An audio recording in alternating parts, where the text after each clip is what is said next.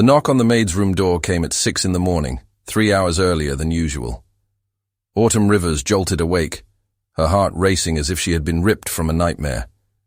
But the nightmare was just beginning. Malcolm Hendricks stood in the hallway, still in his burgundy silk robe, with an expression she had never seen in her 2 years working at the Pacific Heights mansion in San Francisco. It wasn't anger, it wasn't disappointment, it was something much worse, a devastating mix of guilt and iron determination that made his blue-gray eyes look like two contained storms. "We need to talk," he said, his voice hoarse as if he hadn't slept. "But not now. At noon, Autumn. At noon, you're going to hate me." Before she could respond, before she could process those completely disconcerting words, he had already turned away, his footsteps echoing down the Italian marble hallway that she had polished herself the day before. Autumn sat on the narrow bed, her hands trembling as she clutched the thin blanket to her chest. The digital clock on the nightstand read 6:03, and she had 6 hours and 57 minutes to imagine how many ways her life was about to crumble. Had he discovered her night classes in nursing? She had always been careful, never missed work, never let her studies interfere with her responsibilities. But Malcolm was meticulous, observant. Perhaps he thought she was being disloyal, planning an escape, preparing to abandon him. Or worse, maybe he had found out about her mother, about the rehabilitation center in Oakland, where Cheryl Rivers spent her days battling addictions that had destroyed any chance of a normal life. Autumn sent almost her entire paycheck there, keeping the treatment under absolute secrecy.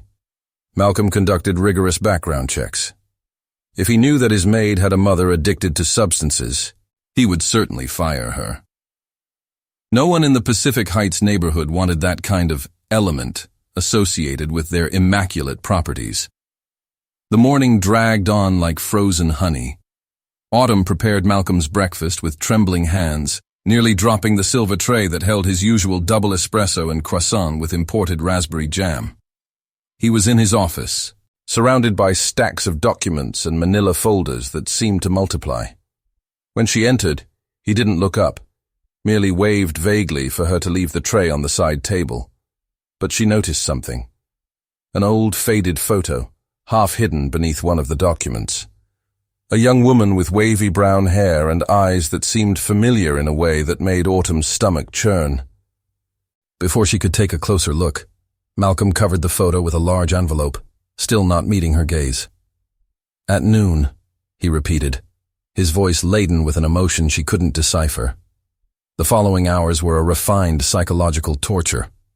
Autumn cleaned the living room 3 times, reorganized the pantry that was already perfectly arranged, changed the sheets on all the beds in the house, including those in the guest rooms that never received visitors. Malcolm Hendricks was a lonely man. She had realized that from the first day. At 52, he had built an empire in green technology, owned patents worth billions, but lived alone in that 8-bedroom mansion overlooking the bay, with no family, no close friends, just her and the gardener who came twice a week. He had always been kind to her, in a distant but genuine way. He paid above market rates, had never been disrespectful, often left generous tips when she did something special. Once, when Autumn casually mentioned that she had never tried caviar, he ordered a can of beluga and insisted she try it. "Experiences," he had said, "are the only currency that really matters. So why that terrible phrase? You're going to hate me at noon." At 11:40, Autumn sat in the kitchen, unable to eat, unable to think of anything other than the 20 minutes that separated her from disaster. She thought about simply leaving, grabbing her few possessions, and disappearing before the clock struck 12. But where would she go? The room she had rented before working for Malcolm was infested with cockroaches and cost half her salary. This job was her lifeline, her chance to finish nursing school, to give her mother decent treatment, to finally build something that resembled a real life. The phone in her pocket began to vibrate exactly at noon. Once, twice, 3 times. Notifications exploded one after the other. A digital bombardment that made the device jump on the granite countertop. With fingers that could barely hold the phone, Autumn unlocked the screen. 47 messages. The first was from her bank, a transfer notification. She clicked, certain it was a mistake, a scam, some kind of elaborate spam. The numbers on the screen didn't make sense. They couldn't make sense. $15 million. Deposited into her checking account at 11:58 a.m. The following messages came from lawyers, real estate agents, financial management companies. Each one more impossible than the last. A house in Presidio Heights, deeded in her name. A trust fund established with professional management, designed to last generations. Documents to sign. Meetings to schedule. Her entire life reconstructed in a matter of minutes. Autumn didn't realize she was crying until the tears began to stain the phone screen. Her hands trembled so violently that she could barely scroll to the last message, the one Malcolm had sent personally. The words blurred and clarified as she tried to process the impossible. Autumn, 25 years ago. I was a different man. Young, ambitious, stupid. I had a relationship with a woman named Cheryl Morrison before she married and became Cheryl Rivers. When she got pregnant, I panicked. I offered money to make the problem go away. She refused, disappeared from my life, and I let her go because I was a coward. I spent decades trying to find her, trying to find the child who could have been my daughter. I hired private investigators, scoured records, followed false leads across the country. Autumn had to stop reading, had to breathe, had to lean against the counter because her legs threatened to give out. Cheryl Morrison. Her mother had never mentioned that name, had never talked about who Autumn's father was, had always deflected the subject with a sadness so deep that eventually Autumn stopped asking. She forced her eyes back to the screen. When you knocked on my door 2 years ago, looking for a job, something about you felt familiar. Your eyes.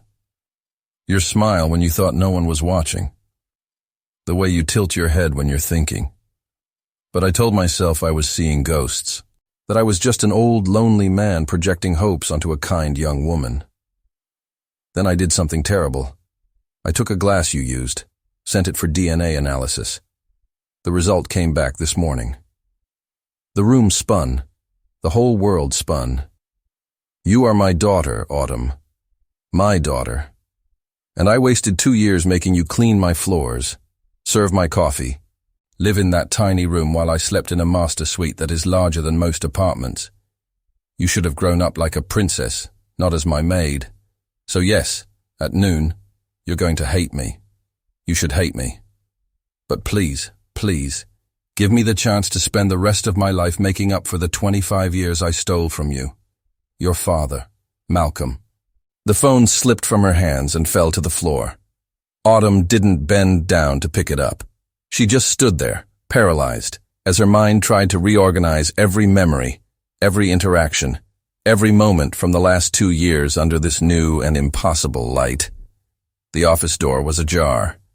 Autumn could see Malcolm through the crack, sitting behind the solid mahogany desk, his hands clasped under his chin, his shoulders hunched in a way she had never seen in that man who always seemed so self-assured. He was not her boss. He had never been. He was her father. The words made no sense even after 20 minutes standing in the kitchen, trying to process the impossible. Her father. The man for whom she cleaned bathrooms, ironed clothes, prepared meals. The man she called Mr. Hendricks with respectful deference every time he asked for more coffee or inquired if she could work late. How many times had she humbly agreed, canceling plans, sacrificing hours of sleep, just happy to have a steady job while her biological father watched without saying a word? The anger came suddenly, a scalding wave that swept away the confusion and shock. He knew. How long had he known? The message said the DNA result had come in that morning, but what about the suspicions? He admitted he had suspected for 2 years. 2 years. And all that time he had let her live in that tiny room at the back of the house, with a window that barely opened, and a mattress that made her back ache every morning. Autumn crossed the hallway before she could reconsider. Her work sneakers silent on the marble she kept immaculate. She pushed the door harder than she intended, making it slam against the wall. Malcolm looked up immediately, and the expression on his face was like taking a punch to the stomach. He was crying.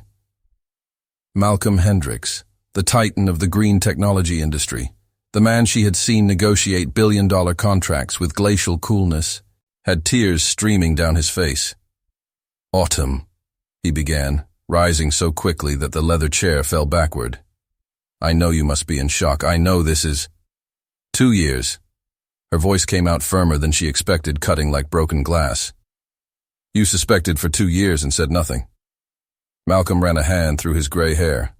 A silent admission. "I was scared. Scared of being wrong. Scared of being right. Scared of how you would react. What excuse could I give? How could I explain that I abandoned you before you were even born?"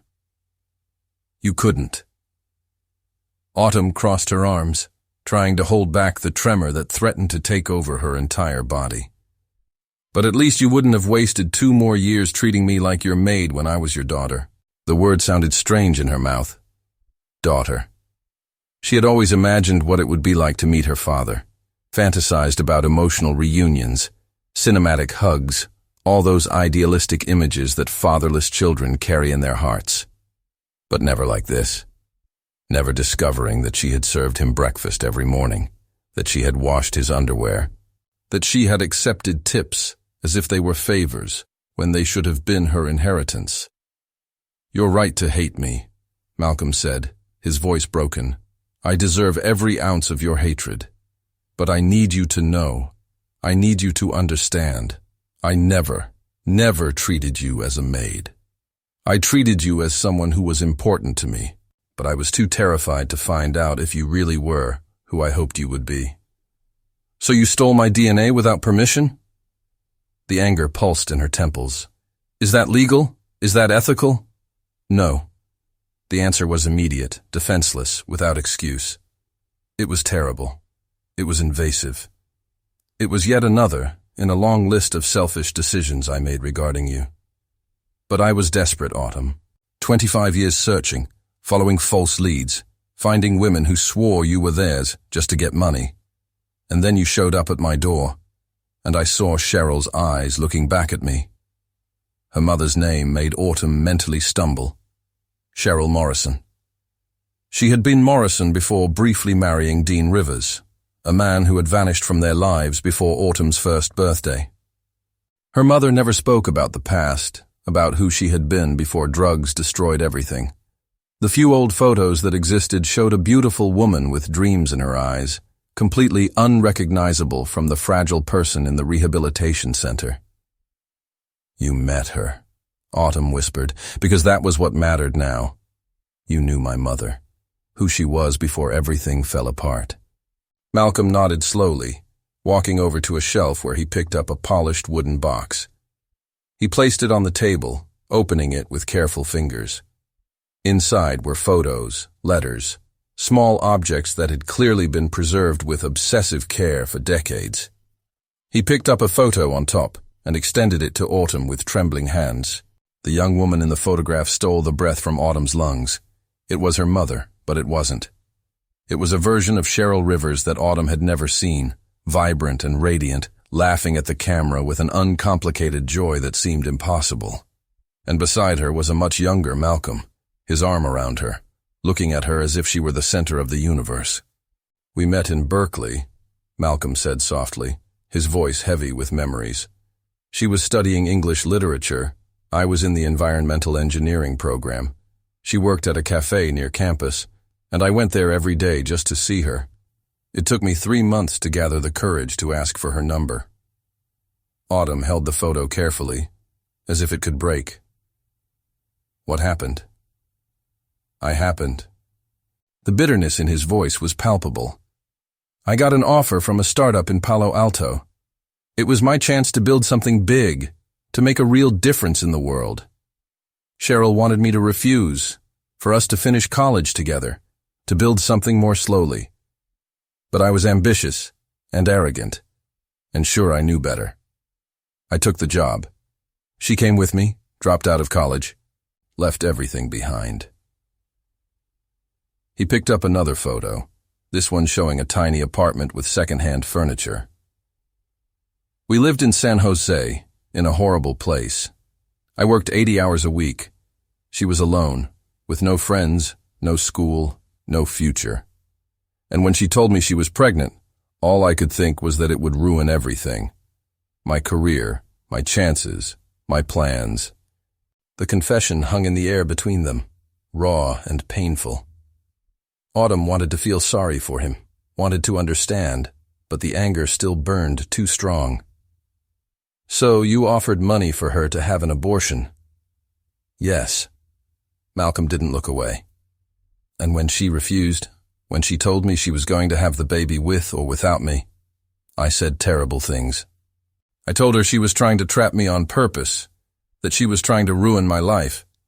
She left that night and never came back, moved away, changed her name when she married, completely disappeared." Autumn thought of her mother, young and pregnant and alone, trying to build a life from the rubble. She thought of the years of struggle, of precarious jobs, of the downward spiral that eventually led to addiction. Would it have been different if Malcolm had been present? Would her mother have become who she became if she hadn't been abandoned? "I searched for her," Malcolm continued. "As soon as the startup was sold and I had real resources, I hired the best private investigators money could buy. But she had been smart, covered her tracks. It took 25 years of searching. 25 years until you knocked on my door." He stepped closer, as if afraid she might flee. "When I saw your resume, when I saw Cheryl Rivers as your mother, my heart nearly stopped. But there are thousands of Cheryl Rivers in the country. It could have been a coincidence. So I did something terrible again. I investigated you, found out where your mother was, that she was in rehab. I wanted to confront her immediately, but the doctors said she was in a critical moment of treatment, that any shock could cause a relapse. So I waited. And while I waited, I watched you, looking for signs, looking for proof." Autumn felt tears burning her eyes. "You paid for her rehabilitation, didn't you?" The silence was answer enough. The anonymous payments that had started 6 months ago, covering all the costs Autumn struggled to pay. She had thought it was some charity program, some bureaucratic miracle, but it had been him. It had always been him. "The treatment is working," Malcolm said softly. "The doctors say she's progressing better than they expected. That maybe, in a few months, she can come out and start a normal life." The tears finally fell, and Autumn didn't try to stop them. All the anger, all the confusion, all the lost love and wasted years collided in her chest until she could no longer hold it back. Malcolm took a step forward, hesitantly, and then another, until she was in his arms and he held her as if she might disappear if he let go. "I'm so sorry," he whispered against her hair. "I'm so sorry. I'm so sorry. I'm so sorry." And despite everything, despite the anger and the pain and the impossible absurdity of it all, Autumn held him back and let 25 years of absence begin, finally, to transform into presence. The embrace lasted long enough for the world to realign slightly, though nothing could truly put the pieces back in place. When Autumn finally pulled away, her eyes were puffy, and Malcolm's face showed lines that seemed to have deepened in the last hour. They stood there, father and daughter, two people who had shared the same space for 2 years, but were now meeting for the first time. "I need to see her," Autumn said abruptly, her voice still shaky. "My mother. She needs to know about this. About you." Malcolm nodded, but his expression turned cautious. "The doctors said she can have visitors now, but we need to be careful. Shocking news can be dangerous at this stage of recovery. More dangerous than spending 25 years believing that her daughter's father abandoned her without looking back." The words came out sharper than Autumn intended, but she didn't take them back. Malcolm flinched, as if he had been physically struck.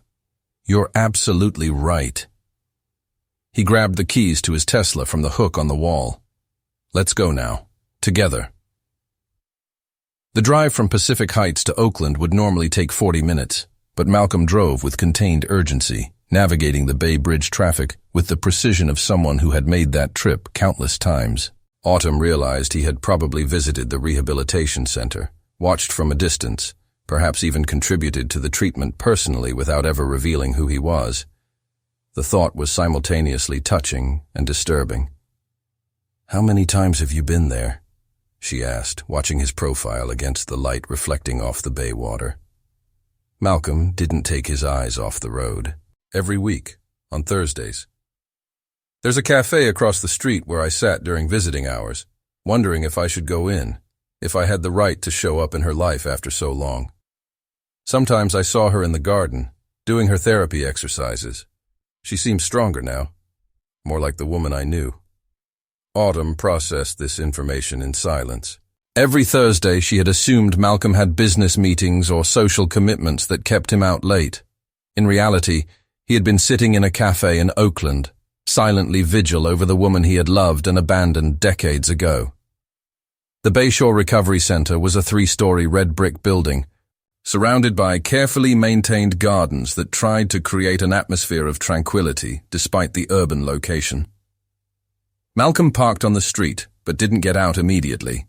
His fingers drummed on the steering wheel, a rare sign of nervousness in a man who usually controlled every gesture. "She may not want to see me," he finally said. "She may send me away. If that happens, I'll leave and won't force anything. This is your visit, Autumn. You decide how you want to handle this." They entered together, Malcolm staying slightly behind, almost trying to hide behind Autumn's smaller frame. The receptionist, a middle-aged woman named Gloria, who already knew Autumn from her regular visits, raised her eyebrows when she saw the elegantly dressed companion. "Visit for Cheryl Rivers," Autumn said, her voice sounding strangely formal. "My mother, and him too." Gloria looked from Autumn to Malcolm with professional curiosity that came from years of working with complicated families, but merely nodded and picked up the internal phone. "Let me check if she's ready for visitors. She had a group therapy session this morning and sometimes gets emotionally exhausted afterward." The minutes of waiting seemed to drag on endlessly. Malcolm studied the posters on the walls about recovery and resilience with an intense focus, clearly trying to calm his own nerves. Autumn found herself watching him, searching for physical similarities she might have missed during 2 years of ignorance. The line of his jaw, perhaps. The shape of his hands. Little things that now seemed glaringly obvious in retrospect. "She can receive you," Gloria finally announced. "Room 3 on the 2nd floor. But remember, keep the visit positive. She's making wonderful progress, and we don't want setbacks." The corridor to room 3 was painted a neutral beige that tried to be calming but ended up being merely institutional. Autumn could feel Malcolm tense beside her, each step more difficult than the last. She wanted to say something comforting, wanted to understand, but the words felt inadequate for the magnitude of the moment. How many people had the chance to confront mistakes made 25 years ago? How many people truly wanted that chance? The door to room 3 was ajar. Through the crack, Autumn could see her mother sitting in a cushioned chair near the window, illuminated by the soft afternoon light. Cheryl Rivers, at 47, still carried traces of the beauty she had once been, but decades of substance abuse had left their marks. She looked thinner now, healthier than Autumn had seen her in years, with freshly cut brown hair and clearer, less tormented eyes. Autumn pushed the door fully open and stepped inside. Cheryl looked up with the automatic smile she always offered her daughter, but the smile froze when Malcolm appeared behind Autumn. The color drained completely from Cheryl's face, and she stood up so abruptly that the chair nearly toppled backward. "Malcolm!" The name came out as a strangled whisper, as if it were a word in a language she hadn't spoken in decades. My God, Malcolm Hendricks. He took a step forward, his hands raised in a gesture of peace. "Cheryl, Please, let me explain. You. Cheryl's voice gained strength, trembling with emotions that had been buried for a quarter of a century. How dare you show up now after everything? You told me I was trying to ruin your life. You called me a con artist, a gold digger. You left me pregnant and alone without a single cent or a single word of regret. He didn't move, didn't raise a hand to touch the face where the red mark was already forming. He just looked at her with an acceptance that bordered on gratitude. "How dare you?" Cheryl said, tears beginning to fall. "How dare you come here after all this time?" "I know." Malcolm's voice was steady, without excuses. "And I've spent every day of the last 25 years regretting it. Every single day." Autumn watched her mother process the words, saw the exact moment when the full meaning hit. Cheryl began to tremble, her whole body shaking with the force of the revelation. "No," she whispered. "No, this can't. You didn't know? How did you not know?" "I suspected," Malcolm admitted, moving slowly to kneel in front of Cheryl, deliberately placing himself in a position of vulnerability. "I saw something in her that reminded me of you, but I took too long to be sure, too long to be brave enough to check, and now—" He didn't finish the sentence because Cheryl slapped him. The sound echoed through the small room, sharp and definitive. Malcolm didn't flinch, didn't raise a hand to defend himself. He just looked at her with acceptance that bordered on gratitude. "How dare you?" Cheryl said, tears beginning to fall. "How dare you come here after all this time?" "I know." Malcolm's voice was steady, without excuses. "And I've spent every day of the last 25 years regretting it. Every single day." Autumn watched her mother process the words, saw the exact moment when the full meaning hit. Cheryl began to tremble, her whole body shaking with the force of the revelation. "No," she whispered. "No, this can't. You didn't know? How did you not know?" "I suspected," Malcolm admitted, moving slowly to kneel in front of Cheryl, deliberately placing himself in a position of vulnerability. "I saw something in her that reminded me of you, but I took too long to be sure, too long to be brave enough to check. And now—" He didn't finish the sentence because Cheryl slapped him. The sound echoed through the small room, sharp and definitive. Malcolm didn't flinch, didn't raise a hand to defend himself. He just looked at her with an acceptance that bordered on gratitude. "How dare you?" Cheryl said, tears beginning to fall. "How dare you come here after all this time?" "I know." Malcolm's voice was steady, without excuses. "And I've spent every day of the last 25 years regretting it. Every single day." Autumn watched her mother process the words, saw the exact moment when the full meaning hit. Cheryl began to tremble, her whole body shaking with the force of the revelation. "No," she whispered. "No, this can't. You didn't know? How did you not know?"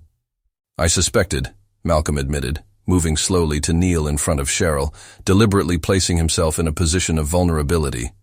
"I saw something in her that reminded me of you, but I took too long to be sure, too long to be brave enough to check. And now—" He didn't finish the sentence because Cheryl slapped him. The sound echoed through the small room, sharp and definitive. Malcolm didn't flinch, didn't raise a hand to defend himself. He just looked at her with an acceptance that bordered on gratitude. "How dare you?" Cheryl said, tears beginning to fall. "How dare you come here after all this time?" "I know." Malcolm's voice was steady, without excuses. "And I've spent every day of the last 25 years regretting it. Every single day." Autumn watched her mother process the words, saw the exact moment when the full meaning hit. Cheryl began to tremble, her whole body shaking with the force of the revelation. "No," she whispered. "No, this can't. You didn't know. How did you not know?" "I suspected," Malcolm admitted, moving slowly to kneel in front of Cheryl, deliberately placing himself in a position of vulnerability. "I saw something in her that reminded me of you, but I took too long to be sure, too long to be brave enough to check. And now—" He didn't finish the sentence because Cheryl slapped him. The sound echoed through the small room, sharp and definitive. Malcolm didn't flinch, didn't raise a hand to defend himself. He just looked at her with an acceptance that bordered on gratitude. "How dare you?" Cheryl said, tears beginning to fall. "How dare you come here after all this time?" "I know." Malcolm's voice was steady, without excuses. "And I've spent every day of the last 25 years regretting it. Every single day." Autumn watched her mother process the words, saw the exact moment when the full meaning hit. Cheryl began to tremble, her whole body shaking with the force of the revelation. "No," she whispered. "No, this can't. You didn't know? How did you not know?" "I suspected," Malcolm admitted, moving slowly to kneel in front of Cheryl, deliberately placing himself in a position of vulnerability. "I saw something in her that reminded me of you. But I took too long to be sure, too long to be brave enough to check. And now?" He didn't finish the sentence because Cheryl slapped him.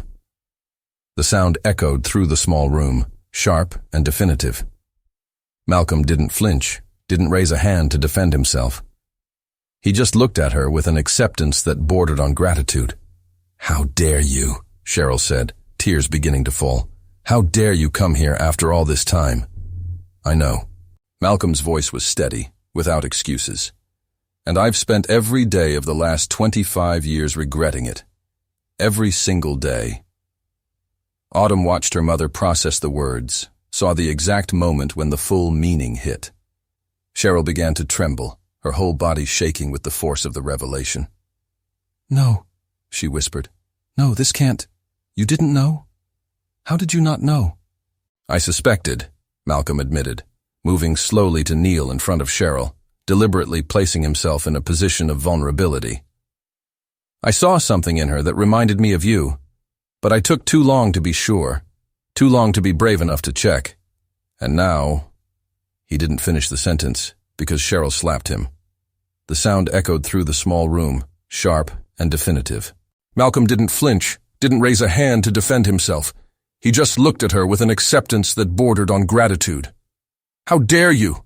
Cheryl said, tears beginning to fall. "How dare you come here after all this time?" "I know." Malcolm's voice was steady, without excuses. "And I've spent every day of the last 25 years regretting it. Every single day." Autumn watched her mother process the words, saw the exact moment when the full meaning hit. Cheryl began to tremble, her whole body shaking with the force of the revelation. "No," she whispered. "No, this can't. You didn't know. How did you not know?" "I suspected," Malcolm admitted, moving slowly to kneel in front of Cheryl, deliberately placing himself in a position of vulnerability. "I saw something in her that reminded me of you. But I took too long to be sure. Too long to be brave enough to check. And now—" He didn't finish the sentence because Cheryl slapped him. The sound echoed through the small room, sharp and definitive. Malcolm didn't flinch, didn't raise a hand to defend himself. He just looked at her with an acceptance that bordered on gratitude. "How dare you?" Cheryl said, tears beginning to fall. "How dare you come here after all this time?" "I know." Malcolm's voice was steady, without excuses. "And I've spent every day of the last 25 years regretting it. Every single day." Autumn watched her mother process the words, saw the exact moment when the full meaning hit. Cheryl began to tremble, her whole body shaking with the force of the revelation. "No," she whispered. "No, this can't. You didn't know? How did you not know?" "I suspected," Malcolm admitted, moving slowly to kneel in front of Cheryl, deliberately placing himself in a position of vulnerability. "I saw something in her that reminded me of you. But I took too long to be sure. Too long to be brave enough to check. And now—" He didn't finish the sentence because Cheryl slapped him. The sound echoed through the small room, sharp and definitive. Malcolm didn't flinch, didn't raise a hand to defend himself. He just looked at her with an acceptance that bordered on gratitude. "How dare you?" Cheryl said, tears beginning to fall. "How dare you come here, after all this time?" "I know." Malcolm's voice was steady, without excuses. "And I've spent every day of the last 25 years regretting it. Every single day." Autumn watched her mother process the words, saw the exact moment when the full meaning hit. Cheryl began to tremble, her whole body shaking with the force of the revelation. "No," she whispered. "No, this can't. You didn't know. How did you not know?"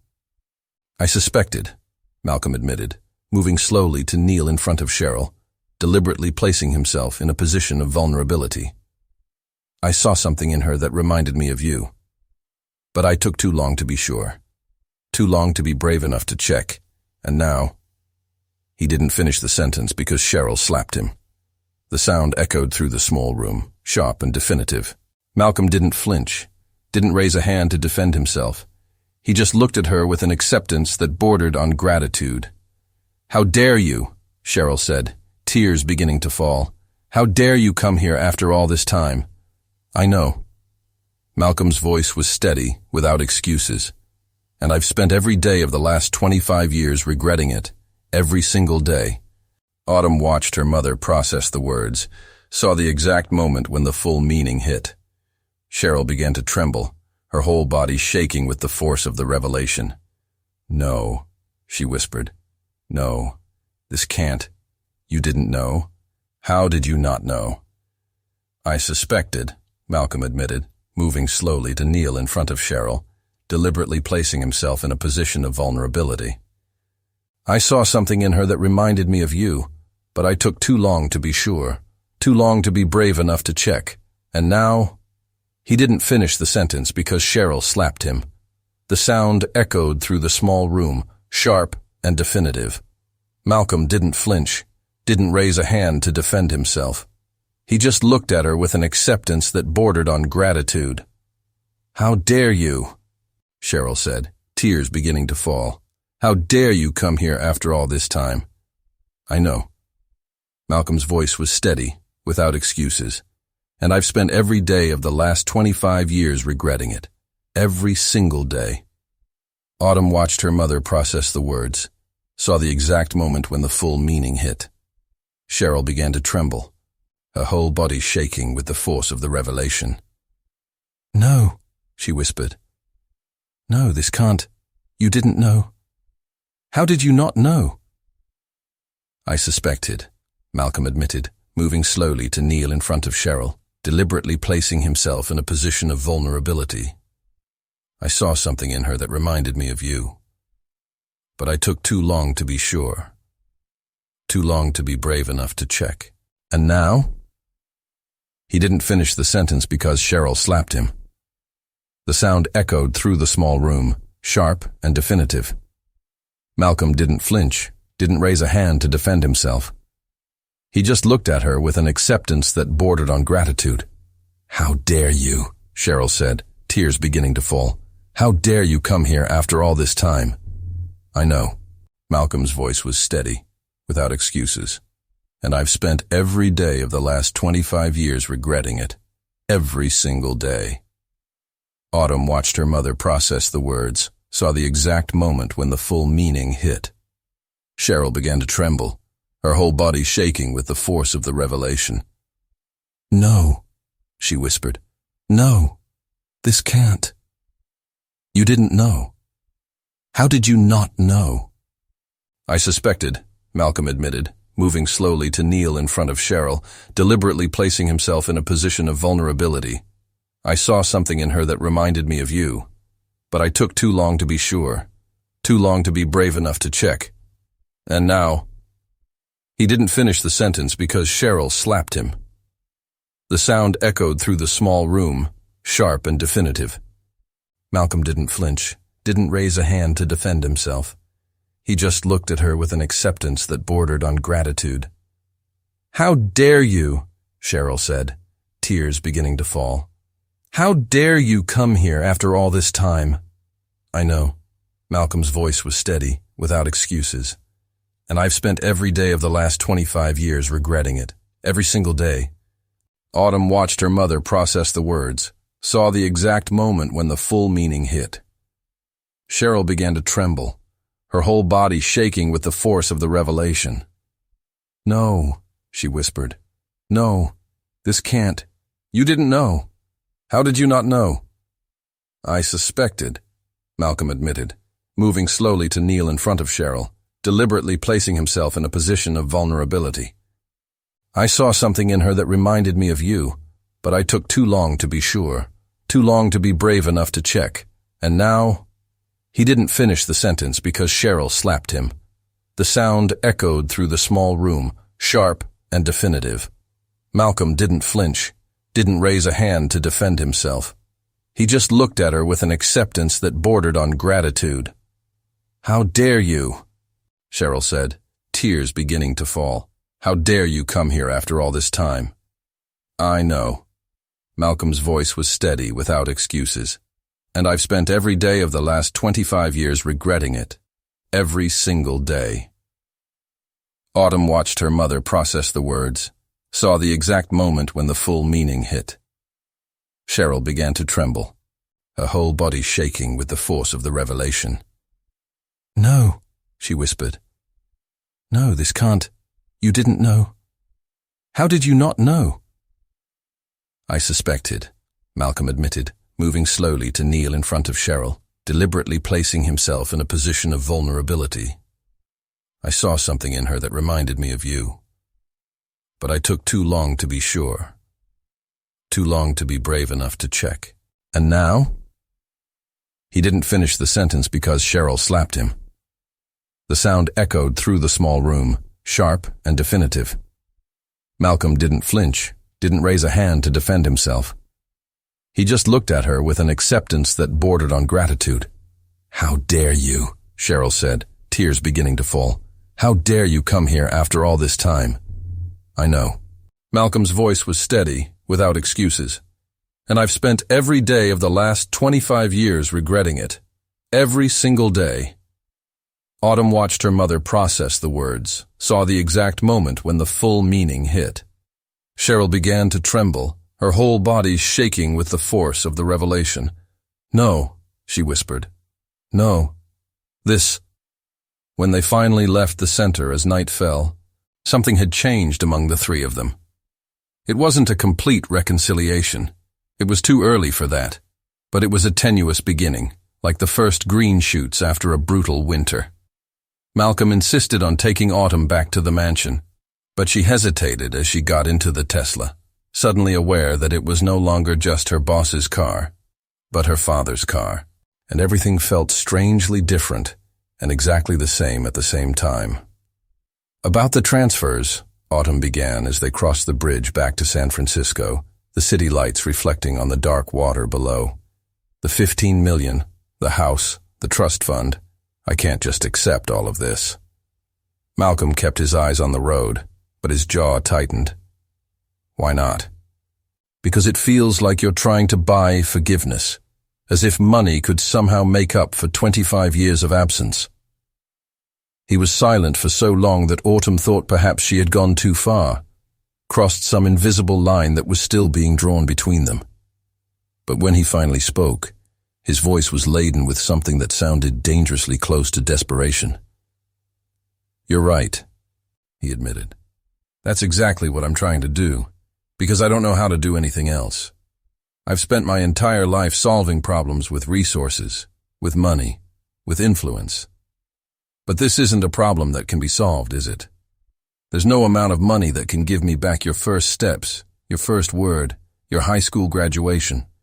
All the moments a father should have been present for."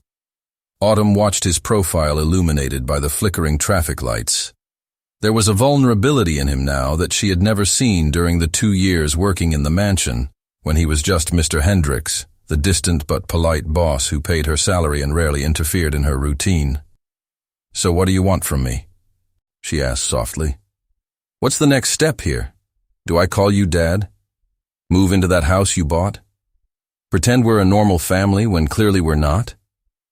Malcolm finally looked at her, just for a moment before returning his attention to the road.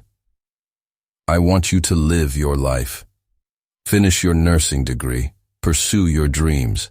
Do all the things you should be able to do without worrying about whether you can pay rent or if your mother has access to the treatment she needs. The money isn't to buy your forgiveness, Autumn. It's to remove the obstacles that I, through my absence, put in your way. There was a twisted logic to that which she couldn't completely refute. How many nights had she stayed awake calculating bills, dividing her meager salary between tuition, contributions for her mother's treatment, and the basic necessities of survival? How many extra shifts had she taken on when her body begged for rest? The financial freedom Malcolm was offering wasn't just money. It was time. It was possibility. It was the chance to finally breathe without the constant weight of scarcity crushing her chest. I need to think about all this, she finally said. I can't just wake up as a housekeeper and go to bed as a millionaire heiress. My brain doesn't work that way. Malcolm nodded, a tacit acceptance that he had no right to push for more. They drove the rest of the way in contemplative silence, each lost in thoughts about how to navigate this completely unknown territory opening up before them. When they arrived at the mansion, Autumn automatically headed for the side entrance that led to the staff quarters, but Malcolm gently touched her arm, stopping her. No, he said. Not anymore. Choose any guest room you want. In fact, choose the master suite if you prefer. This is your home as much as it is mine. More so, because you should have grown up here. The offer was generous, but suffocating. Autumn looked at the imposing mansion, at the lit windows and the elegant architecture that she had meticulously cleaned for 2 years, and felt a wave of nausea. Everything was changing too fast, layers of her identity being peeled away and rebuilt before she could process what was happening. I'm going to stay in my room tonight, she said firmly. Tomorrow, maybe, I can think about moving. But tonight I need something familiar, even if it's that uncomfortable mattress and the window that doesn't open properly. Something passed over Malcolm's face.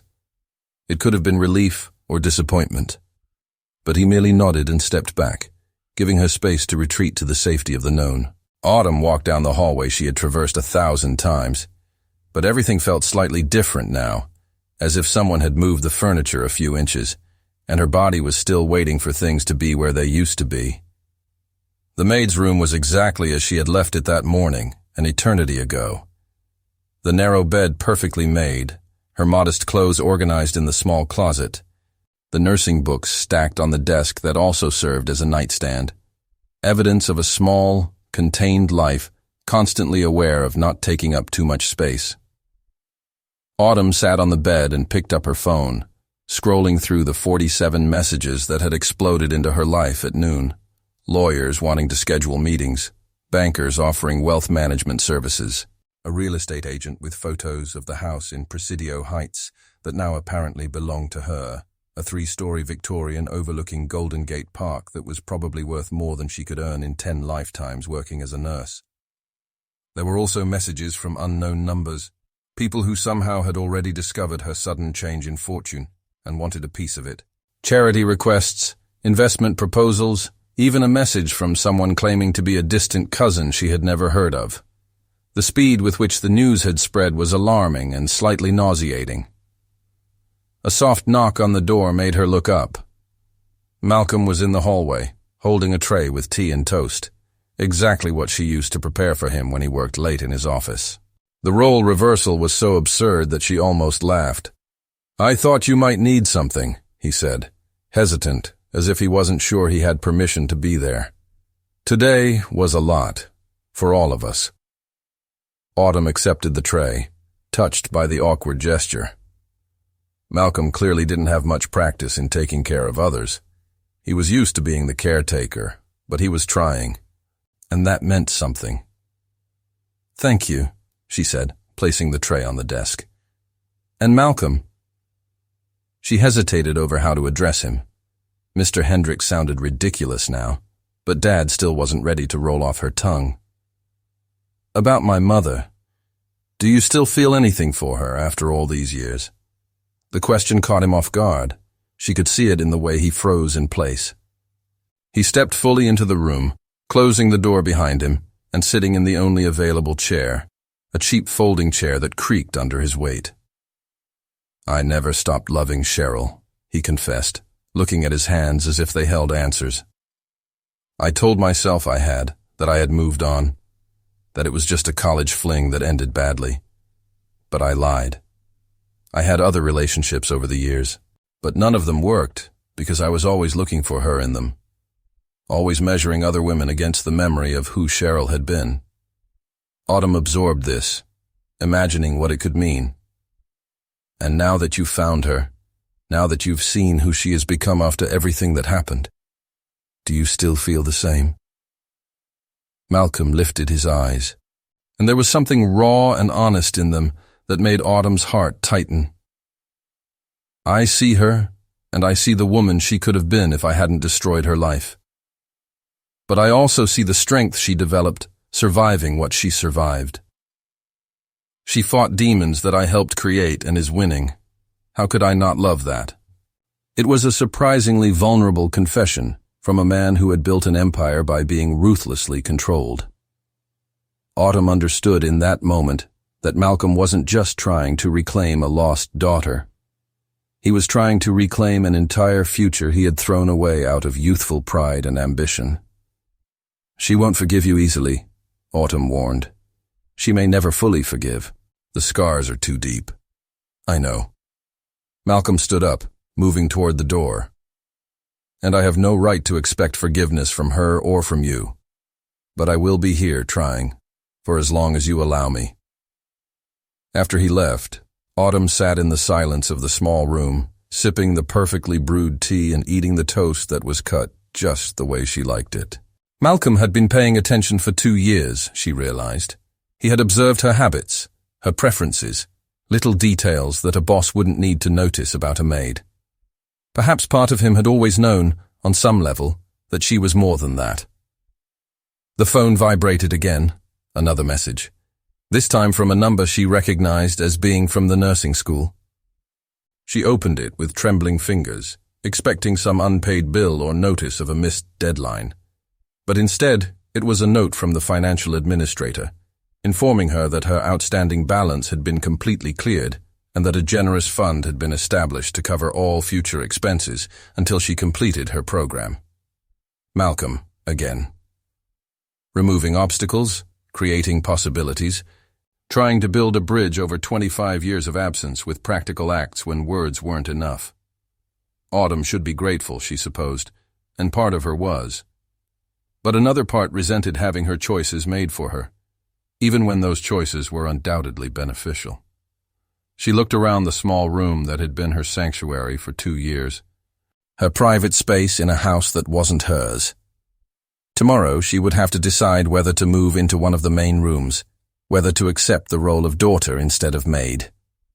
But tonight, she would sleep here, in this familiar place, and allow herself one last night of being who she always thought she was before everything changed irrevocably. Morning arrived with a thick fog that covered San Francisco like a heavy cloak, swallowing the tops of skyscrapers and transforming the city into something almost ghostly. Autumn woke up in the maid's room for the last time, though she didn't know it yet. Her eyes were puffy from a restless night, her mind spinning endlessly through the revelations of the previous day. Daughter. She was Malcolm Hendricks's daughter. The words still felt like they belonged to someone else, a story she was reading instead of living. She dressed automatically, grabbing the simple uniform she wore to work in the house, but stopped with her hands on the white blouse. What was she doing? She was no longer an employee here, but she also wasn't exactly the daughter of the house. She was suspended somewhere between identities, belonging completely to neither. Finally, she chose jeans and a simple t-shirt, a middle ground that was neither uniform nor presumptuous. The kitchen was already busy when she descended. Malcolm was at the Marble Island, surrounded by papers and folders, and there was a middle-aged woman with stylish glasses sitting across from him. Both looked up when Autumn entered, and the woman immediately stood with a warm, professional smile. "You must be Autumn," she said, extending her hand. "I'm Patricia Chen, the Hendricks family attorney for 15 years. Malcolm asked me to help with the legal transition of your situation." "Legal transition?" as if her entire life could be reduced to documents and signatures. Autumn shook the offered hand, feeling strangely disconnected from her own body. Malcolm stood up too, looking more tired than she had ever seen him, with dark shadows under his eyes, suggesting he hadn't slept much either.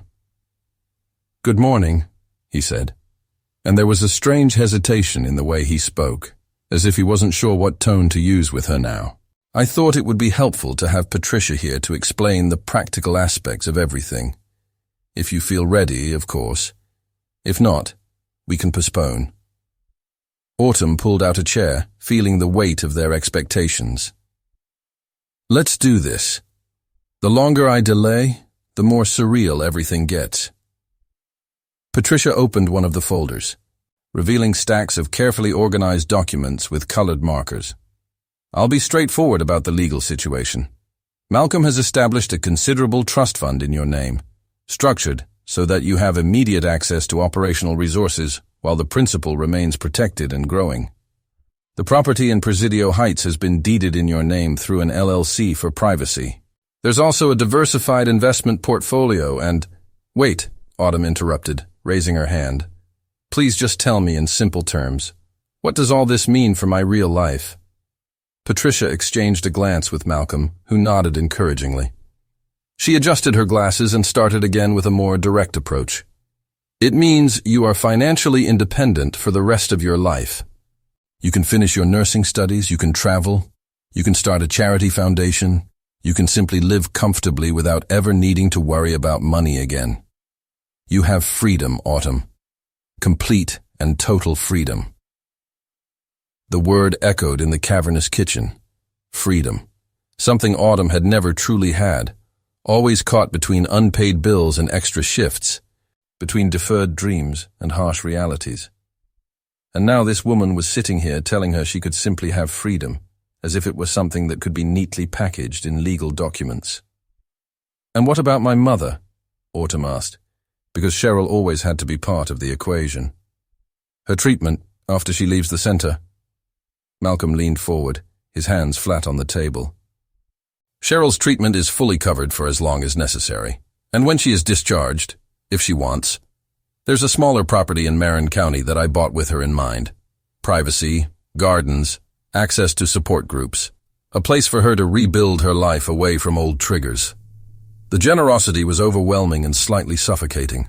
Autumn found herself thinking of all the times she had called rehab clinics, hearing the astronomical prices, calculating the impossible about how much she could save if she stopped eating lunch, if she gave up her phone plan, if she found a second job. And now Malcolm was casually mentioning buying entire properties as if discussing grocery store purchases.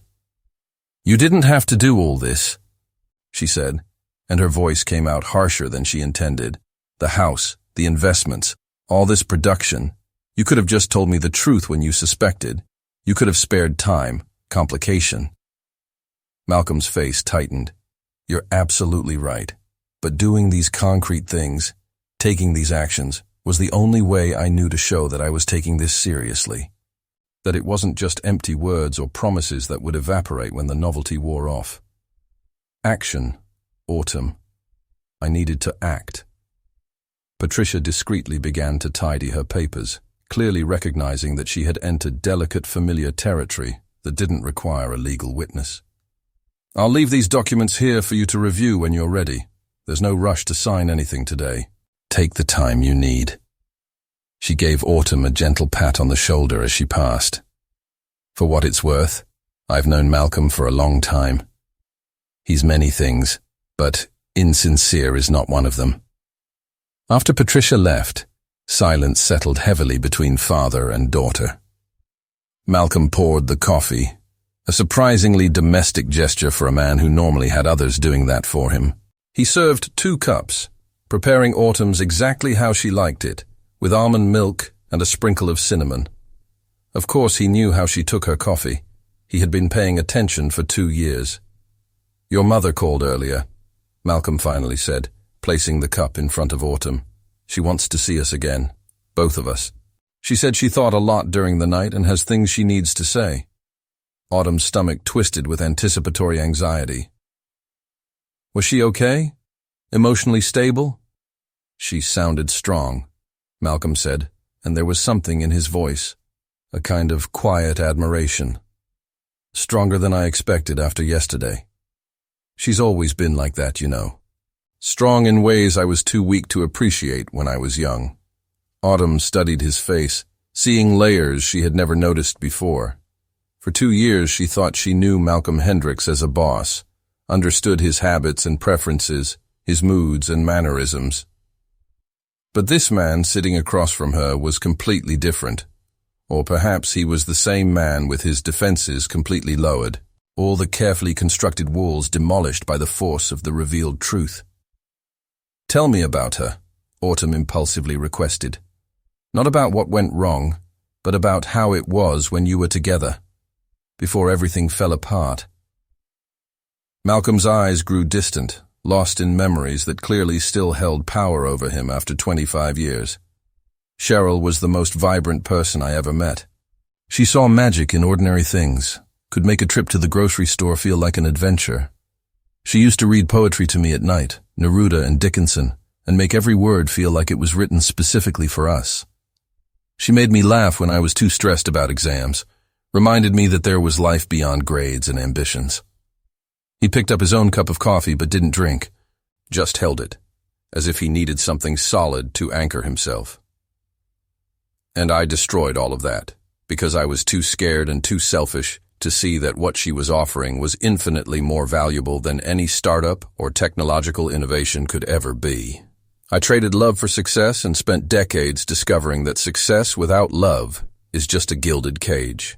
The words hung in the air between them, raw and honest, in a way that Autumn rarely heard adults speak. She thought of all the romantic stories she had read or watched, where love conquered all, where mistakes could be undone with grand gestures. But real life was more complicated, messier, filled with consequences that couldn't be erased no matter how much money or regret you threw at them. "Does she still love you?" Autumn asked, because suddenly it seemed important to know. "After everything, do you think there's any part of her that still feels something?" Malcolm met her gaze, and there was something raw and honest in his eyes that made Autumn's heart tighten. "I don't know. Maybe. Or maybe what she felt died when I abandoned her, and there's no way to resurrect it. But whatever it is, I won't pressure her. If all I can get from her is forgiveness, even partial, I'll consider it a grace I don't deserve." Autumn took a sip of her coffee, letting the warmth spread through her chest. There was something deeply sad, but also strangely hopeful about the whole situation. Two people who had loved each other and lost everything, now connected again through the daughter they hadn't even known they shared. It was like something out of a tragic romance, except she was living in the middle of it, trying to figure out her own role in this drama that had begun decades before she was born. "When are we going to see her?" Autumn finally asked. "This afternoon, if you're willing. She has a therapy session in the morning, but is free after 2. Autumn nodded, deciding. She would spend the morning trying to process all the legal documents Patricia had left, trying to understand exactly how her life had changed in practical terms. But in the afternoon she would return to the rehabilitation center with Malcolm, and the three of them would try to figure out if it was possible to build something new from the broken fragments of a past that could never be undone. She looked out the kitchen window, watching the fog beginning to dissipate as the morning sun gained strength. Somewhere out there was the house in Presidio Heights that now apparently belonged to her. Was the entire life she could build, with the resources Malcolm had put at her disposal. But first, there was this fragile and complicated connection with two people who had hurt each other deeply, but were still trying to find their way back to one another, and to her. "Thank you," she said suddenly, surprising herself with the sincerity in her voice, "for the coffee, for everything. It doesn't mean I'm not still processing and sometimes angry, but thank you for trying." Malcolm smiled, a small, tired smile that transformed his entire face. It's a start, and starts, no matter how late, still count for something. The Bayshore Recovery Center looked different in the afternoon light. less institutional and more welcoming under the slanted sun filtering through the garden trees. Autumn and Malcolm walked side by side through the parking lot, keeping a respectful distance from each other, like two strangers still learning the contours of this new relationship. The conversation from the morning had softened something between them, but there was still a palpable fragility, like thin ice over deep water. Cheryl was waiting in the garden this time, not in the claustrophobic visiting room. She had specifically requested to meet outdoors, and the therapists agreed it would be beneficial. She was sitting on a wooden bench under an ancient oak, wearing a simple blue cotton dress that Autumn didn't recognize.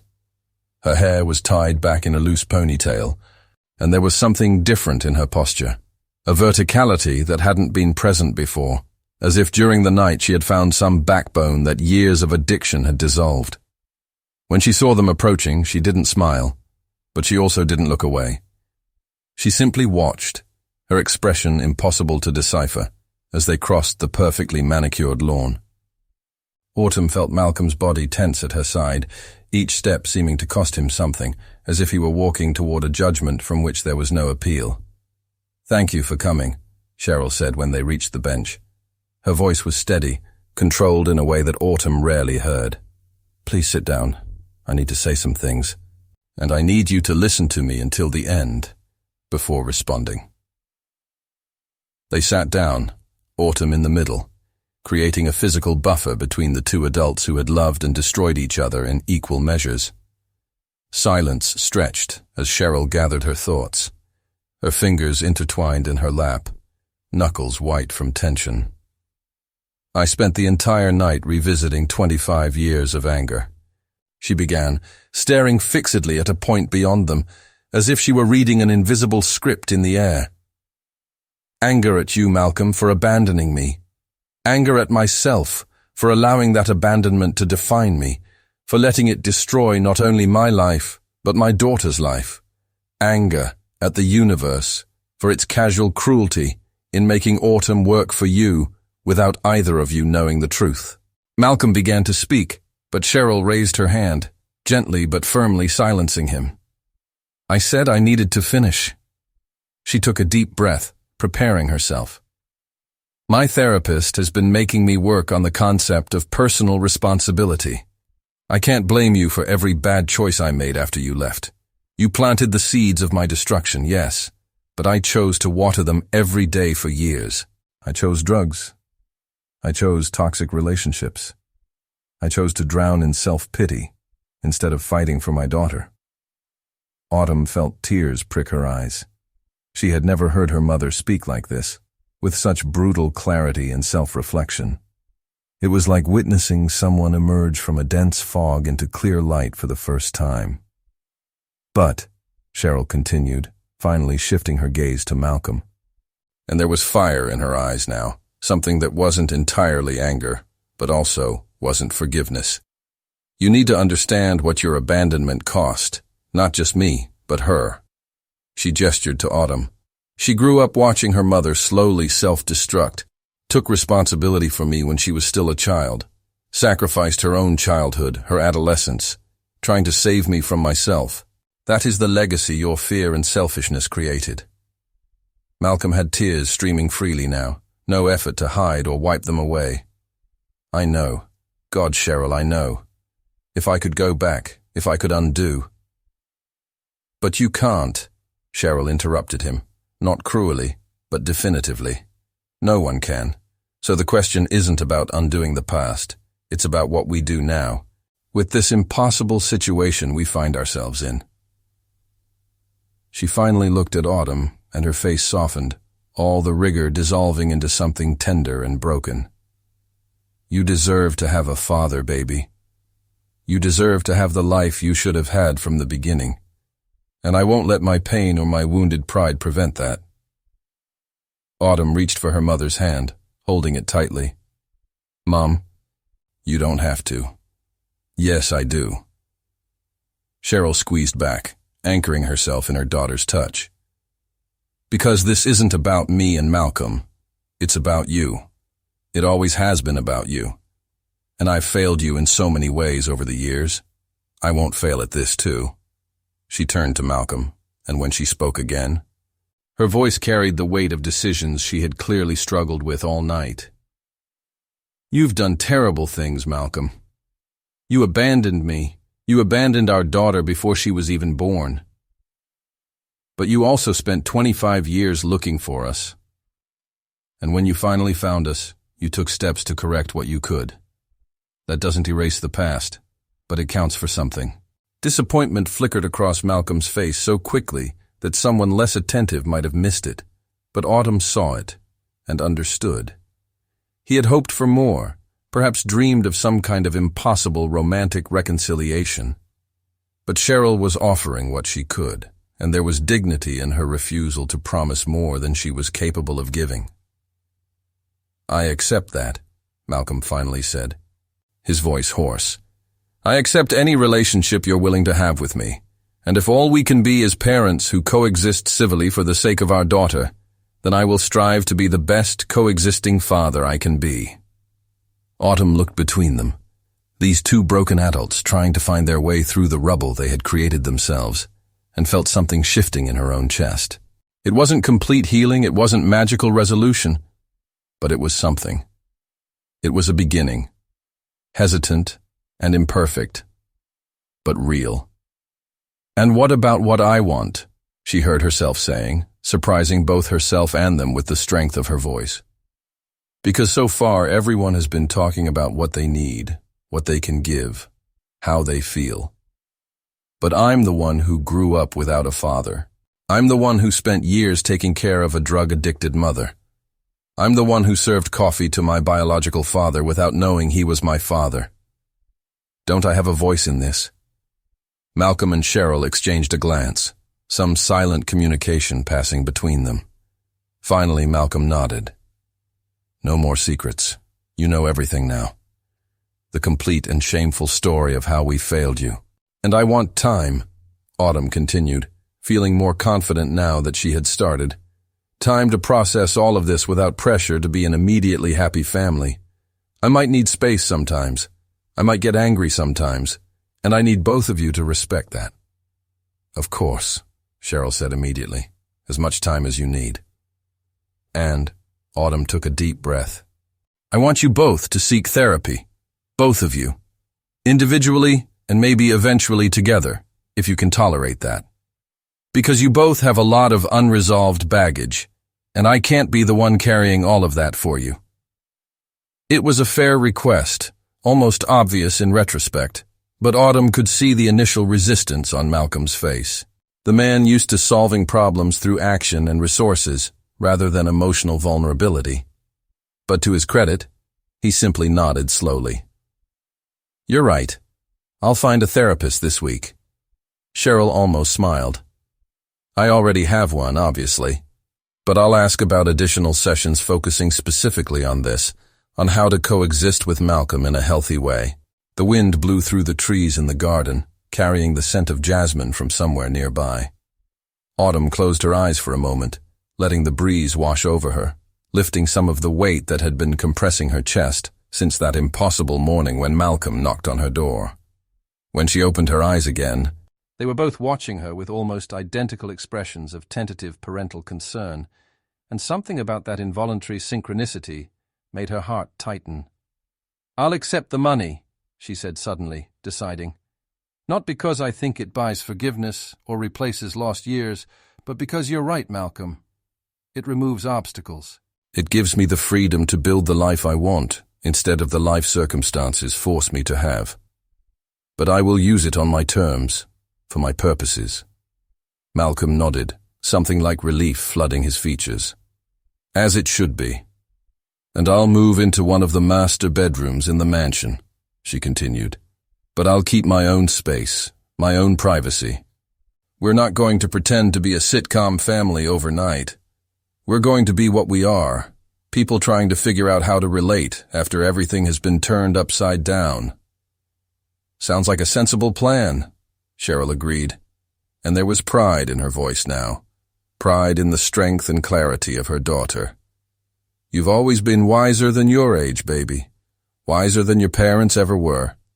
They sat in silence for a while after that, three people connected by blood and history but still essentially strangers, letting the weight of 25 years of absence slowly begin to transform into present possibility.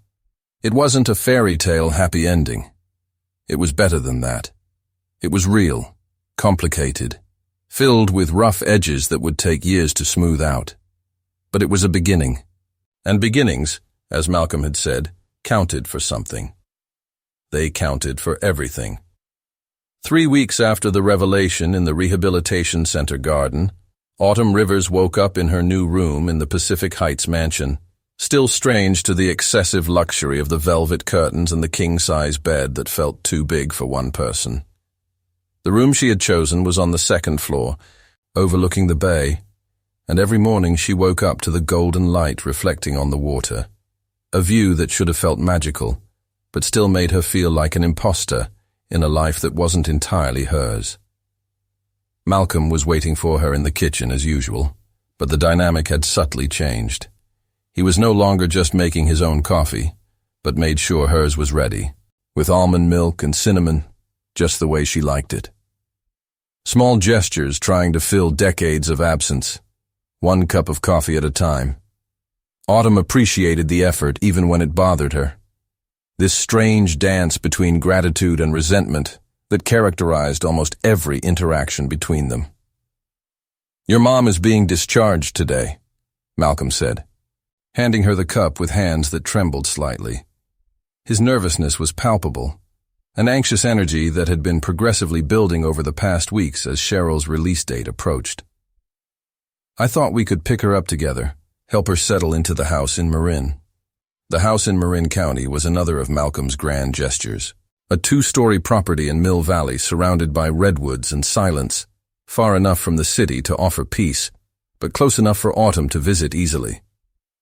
He had furnished every room with meticulous care, consulting addiction therapists about calming colors and spaces that promoted serenity. It was excessive and touching at the same time, like everything Malcolm did. "Does she know you paid for everything?" Autumn asked, though she already knew the answer. Cheryl knew, because Autumn had insisted on complete honesty, but had chosen to accept the help with cautious grace, recognizing that her wounded pride shouldn't prevent her daughter from having a present father, even if belated. Malcolm nodded, taking a sip of his own coffee before responding. "We spoke briefly on the phone yesterday. She was polite, formal, but she didn't send me away, which I consider significant progress. The drive to Oakland was made in contemplative silence, each lost in thoughts about what it would be like to have Cheryl free, healthy, an integral part of their daily lives instead of a distant presence confined to visiting hours and therapy rooms." Autumn nervously fiddled with her phone, scrolling through messages from her nursing school classmates who were perplexed by her sudden transformation from a struggling working student to a wealthy heiress who still insisted on attending all her classes and completing all her clinical shifts. She had decided to continue her studies, refusing the easy path of simply living off her newfound wealth without purpose.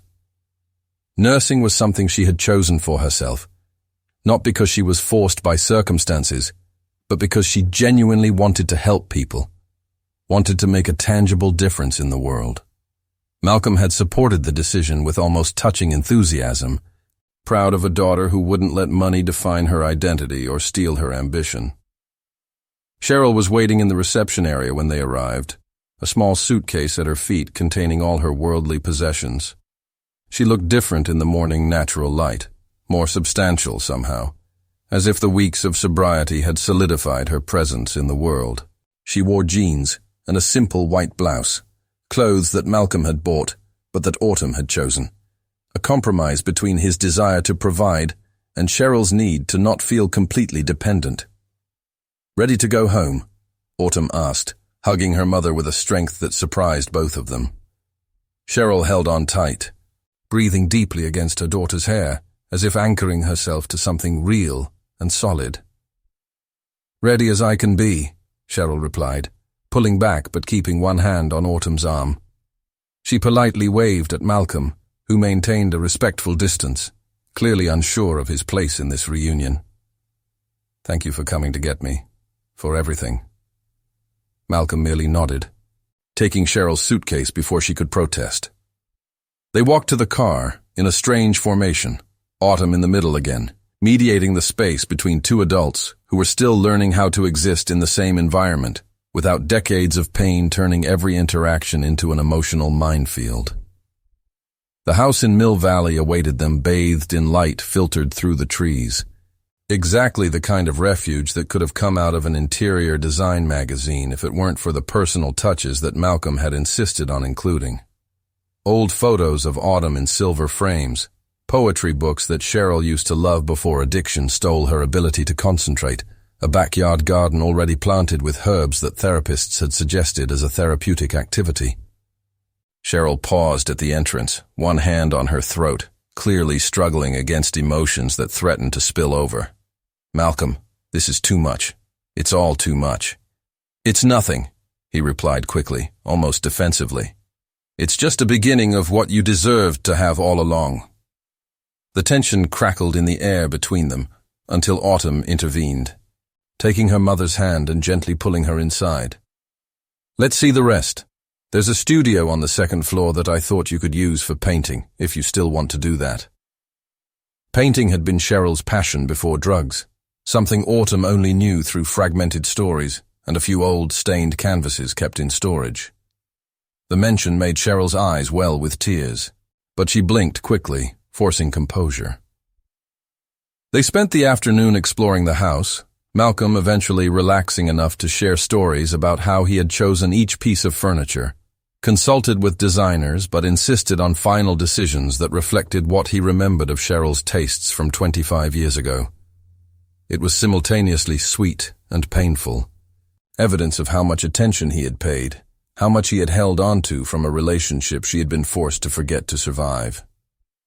As the sun began to set, painting the sky in shades of orange and pink that seemed unreal in their intensity, the three found themselves on the back porch, sharing a bottle of non-alcoholic iced tea that Malcolm had brought. The silence was less uncomfortable now, charged with possibility instead of just awkwardness. "I started seeing a therapist," Malcolm said abruptly, looking at his hands instead of at either of them. "As you asked, Autumn. Dr. Silverman in Russian Hill. He specializes in family trauma and abandonment patterns." Autumn felt a warm gratitude spread through her chest. He was really trying, not just making superficial gestures, but genuinely confronting the internal demons that had led him to make devastating choices so many years ago. "That's good," Cheryl said softly, her first direct response to Malcolm all afternoon that wasn't purely functional. Brave, actually. Most people prefer to just throw money at problems instead of doing the real work. Malcolm looked up, surprised at what could have been interpreted as praise. "I'm discovering that money solves a lot less than I thought. Therapy is uncomfortable and humiliating and necessary." A small smile tugged at the corners of Cheryl's mouth, the first genuine one Autumn had seen in years. "Welcome to the rest of our realities. Discomfort is where real healing happens." They talked more easily after that, not about the past, but about the present and the future. Cheryl shared her plans to volunteer at community centers once she felt strong enough, using her own experience to help others struggling with addiction. Malcolm spoke about a new initiative at his company focusing on affordable, sustainable technologies for low-income communities, a project that Autumn suspected was inspired by her own passion for service. Autumn described her excitement about the clinical rotation she would start at a hospital in Tenderloin, working with underserved populations that often fell through the cracks of the healthcare system.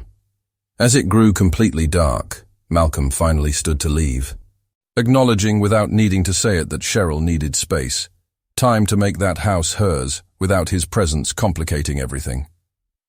But before he could reach his car, Cheryl called out to him, her voice firm but not hostile. "Malcolm." She descended the porch steps, stopping a few feet from him, keeping her distance but not fleeing. "What you did 25 years ago was unforgivable. And I'm not going to pretend that I can just forget or that we can go back to being what we were." Malcolm nodded, resigned. "I know, I don't expect." let me finish. Cheryl raised her hand, mirroring the gesture she had made in the rehabilitation center weeks earlier. But you're doing the work now, showing up, trying, being present for Autumn in ways you never were. And that counts. It doesn't erase anything, but it counts. She extended her hand, a formal but meaningful gesture.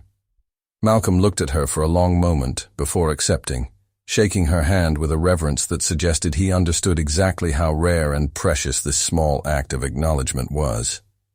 "Thank you," he whispered, his voice thick with contained emotion, "for giving me a chance, for letting me know who you've become."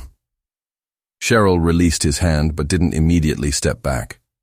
"I've become someone stronger than the girl you knew. I had to be. And our daughter has become someone extraordinary despite us, not because of us. Let's try not to mess that up going forward." It was a simple but profound commitment, an acknowledgement that the past couldn't be rewritten, but the future was still open, waiting to be shaped by the choices they made now, instead of then. Malcolm nodded, not trusting his voice, and got into the car. Autumn watched him drive down the winding road surrounded by trees until the taillights disappeared into the darkness, then turned back to her mother. "Are you okay?" she asked, taking Cheryl's hand. Cheryl squeezed back, strong and firm. "I'm getting okay. Finally. For the first time in 25 years, I'm really getting okay." They stayed on the porch for a while longer, mother and daughter, watching stars emerge through the gaps in the trees, talking about small and big things, laughing at old memories that didn't hurt as much anymore, making plans for weeks and months to come. When Autumn finally drove back to Pacific Heights well after midnight, she found Malcolm still awake in his office, working on something he quickly covered when she entered.